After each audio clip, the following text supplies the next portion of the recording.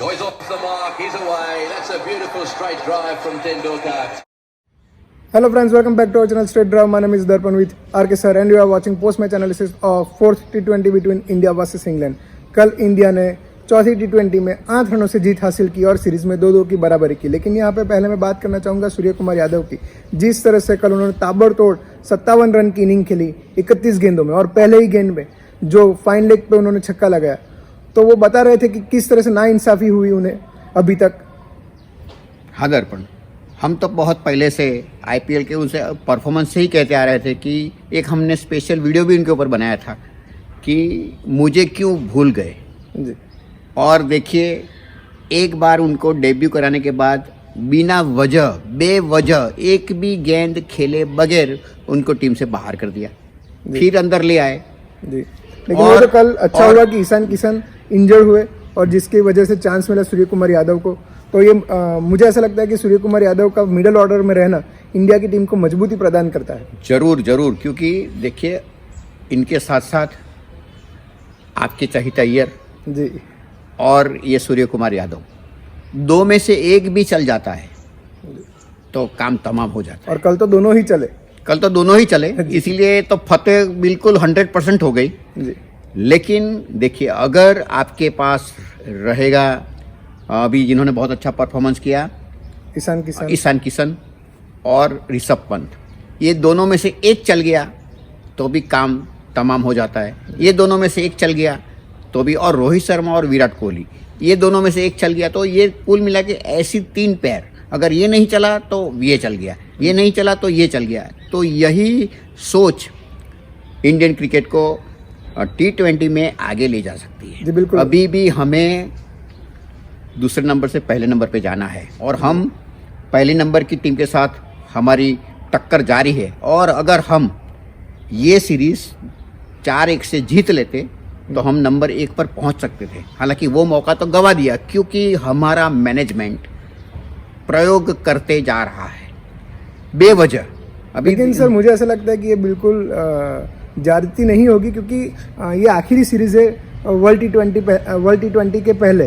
तो मुझे ऐसा लगता है कि हो सके उतने प्रयोग कर लेने चाहिए क्योंकि आपके पास वर्ल्ड कप में ऐसा मौका नहीं मिलेगा कि जहां पे आप एक्सपेरिमेंट कर सकेंगे। एक भी अगर आपने गलती की एक्सपेरिमेंट में तो आपको ये उसका खामियाजा बड़ा भुगतना पड़ेगा, आप वर्ल्ड कप से बाहर भी हो सकते हो। तो मुझे ऐसा लगता है कि बिल्कुल सही मौका है एक्सपेरिमेंट करने का। अगर एक्सपेरिमेंट करना है तो दर्पण, अगर आप उन्होंने ठान लिया है कि हमें राहुल को खिलाना है तो फिर खिलाइए। तो फिर अगर आउट ऑफ फॉर्म चल रहे हैं तो दूसरे को आजमाइए, क्योंकि आपने वहां तो ठान ही लिया है। तो वो नेट में या कहीं और मैच खेल के या कहीं पर भी अपना परफॉर्मेंस या अपना आत्मविश्वास वापस ला सकता है। उसके लिए आप इंडिया मैच हारे ऐसा रिस्क क्यों लेते हैं? क्योंकि लगातार 4 बार, अगर केएल राहुल, ऐसा नहीं कि नंबर 1 बैट्समैन है जहां तक ये T20 का और वनडे का सवाल है, तो अच्छा बैट्समैन तो है ही। लेकिन अगर आपने ठान लिया है कि इनको खिलाना है तो फिर आप खिलाइए, लेकिन फिलहाल मत खिलाइए। तो जब उनका फॉर्म आएगा, एक फॉर्म की देरी है, तो जब सीरीज पूरा स्टैक पे है, मतलब कहते हैं कि दाव पे लगा है पूरा सीरीज, तो 4 बार और 3 बार 0 पे आउट हुए, उनका फॉर्म निश्चित तौर से पिछड़ा हुआ है। तो ऐसे बहुत से बैट्समैन है हमारे पास। हमारे पास क्या है कि हमारी टेंशन ये है कि हमारे पास ज़्यादा ऑप्शंस है और हमें कूल माइंड से सोचना होगा कि अगर केएल राहुल अगर फिलहाल फॉर्म में नहीं है तो ये काम इनको चांस देने के बजाय, सीरीज़ हारने का जोखिम करने के बजाय, कोई ऐसा बंदा जो राहुल के जगह पे आज नहीं तो कल फिट हो सकता है, उनको चांस दे। नहीं, लेकिन मुझे ऐसा लगता है कि इस सोच के पीछे ऐसा भी हो सकता है कि अगर आप राहुल को ड्रॉप कर देते तो उनके कहीं ना कहीं कॉन्फिडेंस में कमी आ जाएगी, जिसके चलते ऐसा लग रहा है कि मैनेजमेंट ने ऐसा सोचा होगा कि हो सके उतनी मैच उन्हें खिलाए ताकि उनमें कॉन्फिडेंस जगे। अगर वो खिलाने के चक्कर में हमने ये दूसरा 2 बार ये मैच हमने हारे हैं क्योंकि वो शुरू में अच्छा स्टार्ट नहीं दे पाए। अगर एक खिलाड़ी के लिए आप पूरी सीरीज को दाव पे नहीं लगा सकते, और ये है ना, बहुत अहम भूमिका होती है ओपनर की, वो नहीं चल रहे हैं तो समझ जाए। मैंने तो पिछले वीडियो में कहा था कि आपको राहुल को मिडिल ऑर्डर में खिलाने की जरूरत है, लेकिन चलो कोई बात नहीं। सूर्य कुमार यादव को आपने मिडिल ऑर्डर में लिया है। चहर के भी दिन और धवन के भी दिन ढल रहे हैं। अभी चहर चहल को पहचान लिया गया है, अभी वो चहल पहल नहीं कर पाते। एक मैच जिताया था, उसके लिए आप ये भी मत भूले कि एक मैच जिताने वाला अगर आपको 2-2, 3-3 मैच हरा के देगा, जब आपको 40-40, 50 रन खाएगा और मुश्किल से 1 विकेट लेगा, तो ऐसे चहल को कप का निकाल देना चाहिए था, कम से कम दूसरी या तीसरी T20 के अंदर, लेकिन उसको नहीं निकाला गया और उसका खामियाजा हमने भुगता। और भुगतने के बाद अक्कल आई कि अभी उनको चहल को निकालना जरूरी है। तो क्योंकि आपके पास ऑप्शन है, आप एक खिलाड़ी के जो पास्ट परफॉर्मेंस के ऊपर, अभी आपके जो 28-30 साल के खिलाड़ी हो जाते हैं, ये जैसे कि ये बहुत फास्ट गेम है, तो यहाँ पे खिलाड़ी भी बूढ़े जल्दी हो जाते हैं। जी जी बिल्कुल। तो ये 28-30 साल के खिलाड़ी अगर नहीं चल रहे तो 21-22 साल के, 23 साल के आए, और वो उनका खेलने का अंदाज भी कुछ निराला होता है। और ये आपने देखा जैसे कि पृथ्वी शॉ का अंदाज निराला है, ये ऋषभ पंत का अंदाज निराला है, ईशान किसान और ये हार्दिक पांड्या। तो ये सब लोग हैं, वो कुछ ऐसे शॉट लगाते हैं जो हमारी समझ के बाहर होते हैं और वो बाउंड्री लाइन के बाहर जाते हैं। जी बिल्कुल। कल ऋषभ पंत से भी हमें एक ऐसा शॉट देखने को मिला जो बिल्कुल ब्लॉक हॉल पे वो गेंद थी, लेकिन जिस तरह से उन्होंने वो छक्का जड़ा, हल्का सा रिस्ट का जो यूज करके उन्होंने गेंद को बाउंड्री लाइन के बाहर 6 रनों के लिए भेज दिया था, वो अपने आप में काबिले तारीफ शॉट था। ऐसे शॉट ही तो ये समझो कि क्रिकेट की असली आनंद देते हैं। और ऐसे खिलाड़ी देखिए, ऋषभ पंत ने भी सूर्य कुमार यादव की तरह ही जब आते ही आगे निकल के 6 रन लगाए थे टेस्ट मैच के अंदर, वो भी टेस्ट मैच के अंदर वो सामने लगाए थे, इन्होंने पीछे लगाए। तो सूर्य कुमार यादव बहुत ही बेहतरीन खोज है, उनको सही तरीके से संभाला जाए, उनको नर्चर किया जाए और उनकी टैलेंट को बर्बाद न किया जाए, ये मैनेजमेंट को देखना होगा। हालांकि मौका उनको देरी से मिला है, लेकिन वो मौका को भुनाएंगे, मौके का पूरा फायदा उठाएंगे और करीब पहली ही मैच के अंदर 200 की स्ट्राइक रेट से रन बनाना अपने आप में बहुत काबिल तारीफ है। और सर जिस तरह से उनमें कामनेस देखी गई है, क्योंकि जिस तरह से कल उन्होंने पहली ही पारी में ताबड़तोड़ 57 रन बनाए, फिर भी वो काम रहे, कंपोज रहे, तो वो भी एक बड़ी उपलब्धि है। आजकल जिस माहौल में ये लोग खड़े होते हैं, बड़े होते हैं, इनमें कामनेस अपने आप मुझे लगता है कि आ जाती है। पहले ऐसा देखने को नहीं मिलता था। आज इम्पोर्टेंट ये है कि आपकी हाफ सेंचुरी हो या न हो, अल्टीमेट खुशी तो तब मिलती है जब वो टीम मैच जीतती है।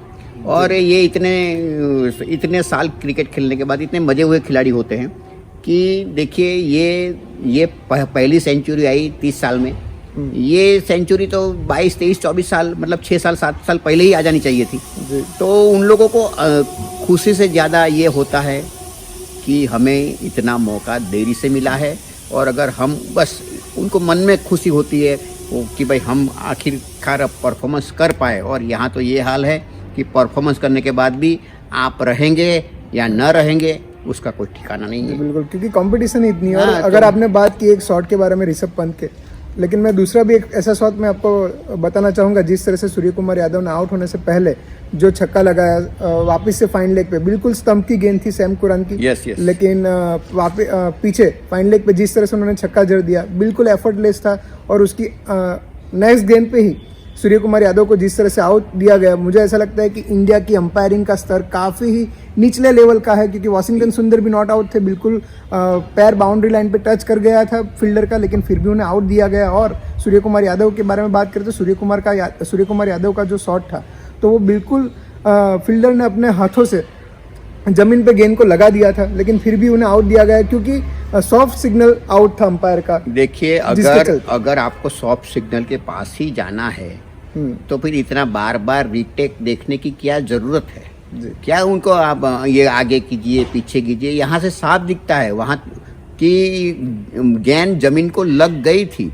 मुझे तो ऐसा कल मुझे तो ऐसा लगा कि सर अगर कोई हमारे जैसा भी कोई अंपायरिंग उधर कर रहा होता तो वो नॉट आउट देता, क्योंकि मुझे तो ऐसा लगा कल ये अंपायर नहीं थे, ये पूरा third class umpiring, third umpire की ओर से थर्ड क्लास अंपायरिंग हुई, थर्ड अंपायर की वजह से। अगर और एक बात है कि जब बाउंड्री लाइन में जब कैच किया जाता है या सर्कल के बाहर कैच किया जाता है, तो या तो कैच का जो भी डिसीजन हो, सॉफ्ट सिग्नल की बात ही छोड़े, क्योंकि वो इसके अंपायर के बस की बात है नहीं। तो वो थर्ड अंपायर वो सॉफ्ट सिग्नल देगा और उसको थर्ड अंपायर फॉलो करेगा, ये सिस्टम को ही लेकिन सर निकालना जरूरी होगा। लेकिन सर यहाँ पे बात होती है सॉफ्ट सिग्नल की, तो सॉफ्ट सिग्नल दिया ही क्यों जाता है? क्योंकि आपको तो वैसे भी पता नहीं है कि क्या हुआ, इसीलिए तो आप थर्ड अंपायर के पास गए। और अगर आप सॉफ्ट सिग्नल ही देना है तो आप आउट ही दे दे। हाँ, अगर इसीलिए तो कह रहा हूँ कि सॉफ्ट सिग्नल का सिस्टम ही बंद करें जी।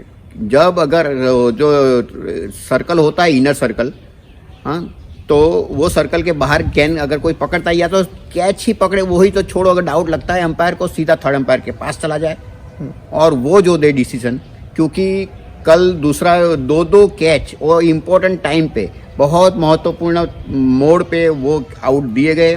अब देखिए सूर्य कुमार यादव बेहतरीन खेल के रहे, उनको पहली ही मैच के अंदर गलत आउट दिया जाता है, उनको पहली ही मैच के बाद गलत तरीके से बाहर कर दिया जाता है। तो ये आदमी कितना अन्याय को बर्दाश्त करेगा जी। लेकिन जो भी है, कल हम मैच जीते, हार्दिक पांड्या फिर अपने फॉर्म में वापस आते हुए दिख रहे हैं। लेकिन सर यहाँ पे तारीफ करनी होगी श्रेयस अय्यर की भी। उन्होंने जो 37 रन बनाए बीच में करीब 18 या 19 गेंदों में, तो वो बिल्कुल मिडल ओवर्स में जो स्पार्क चाहिए था इंडिया की टीम को, वो दिया, और जिसके चलते इंडिया इतना बड़ा टोटल बना सकी। तो जो मैनेजमेंट की एक सोच है कि 6 बैट्समैन के साथ जाएं, तो वो सोच यहीं पर जो क्या करना चाहते थे वो लोग, ये मैच के बाद आपको पता चल गया होगा दर्पण कि अगर कोहली फेल होते हैं, अगर रोहित शर्मा फेल होते हैं, अगर केएल राहुल फेल होते हैं, तो ये जो और एक्स्ट्रा बैट्समैन जो रखे जाते हैं वो काम को संभाल सकते हैं, और उन्होंने संभाला भी। और 185 स्कोर बहुत बड़ा स्कोर होता है, और ये 5-10 रन जो एक्स्ट्रा बनते हैं तो स्कोर 180 के इस पार चला आता है, तो प्रेशर बनता ही है। और उसी में बड़े बड़े बैट्समैन भी वो रन बनाने की जल्दबाजी में वो गलती कर बैठते हैं। और सर लेकिन जिस तरह से कल मैच चल रहा था, दूसरी इनिंग इंग्लैंड जो खेल रहा था, बेन स्टोक्स जिस तरह से वो खेल रहे थे, तो लग रहा था कि कहीं ना कहीं मैच फंस सकता है। बीच में इंग्लैंड का हाथ ऊपर लग रहा था क्योंकि बेन स्टोक्स ताबड़तोड़ बल्लेबाजी कर रहे थे। लेकिन तारीफ करनी होगी हार्दिक पांड्या और शार्दुल ठाकुर ने जिस तरह से 3 विकेट लिए। हाँ, और जब गेंद ऑस की वजह से इतना गीला हो जाता था जी, तो उस वक्त उन्होंने बिल्कुल काबिले तारीफ गेंदबाजी की। और अगर समझो लक्ष्य बड़ा होता है तो बड़े बैट्समैन चाहे कितने चौके छक्के मार ले, लेकिन कभी मिस टाइम होता है तो फिर बाजी 1-2 गेंद के अंदर ही पलट सकती है, जैसा कि आपने कल देखा। जी सर, लेकिन कल वॉशिंगटन सुंदर भी काफ़ी महंगे साबित हुए। 13 रन की इकोनॉमी से उन्होंने रन खर्च किए। तो मुझे ऐसा लगता है कि शायद से ऐसा भी हो सकता है कि ओस की वजह से वो अपना बॉल ग्रिप नहीं कर पा रहे थे। जी बिल्कुल, वरना इनकी जो इकोनॉमी है जी, वो 7 के अंदर है, ये हमें नहीं भूलना चाहिए। और वो पावर प्ले के अंदर भी गेंदबाजी करते हैं। और जबकि चहल 2016 से लेके 2020 तक उनकी इकोनॉमी 6, 7, 8, 9 और 10 पे पहुंच गई थी। उसके बाद भी उनको 2 मैच पहले ही ड्रॉप कर देना चाहिए था। हालांकि देर आए दुरुस्त आए, अभी भी सीरीज जिंदा है, लाइव है, हमारे हाथ से गई नहीं है। और अब 5वीं मैच के अंदर देखना होगा मैनेजमेंट क्या रंग और क्या गुल खिलाती है। जी बिल्कुल। तो हमें उम्मीद है कि आपको हमारा शो अच्छा लगा होगा। अगर आपको हमारा शो अच्छा लगा हो तो शेयर करें, लाइक करें, कमेंट भी करें, और अगर आपने सब्सक्राइब ना किया हो तो वो पहले करें। और दर्पण, हम एक प्रोग्राम करने वाले हैं जो हमारी वनडे के लिए जो टीम सिलेक्ट हुई, वो भी हमारे दर्शकों को बता दें कि वो भी हमारा इसके पीछे ये वीडियो भी बनेगा, उसको भी देखना न भूलिएगा। तो इसी के साथ हम आपकी इजाज़त लेते हैं और हैव अ गुड डे।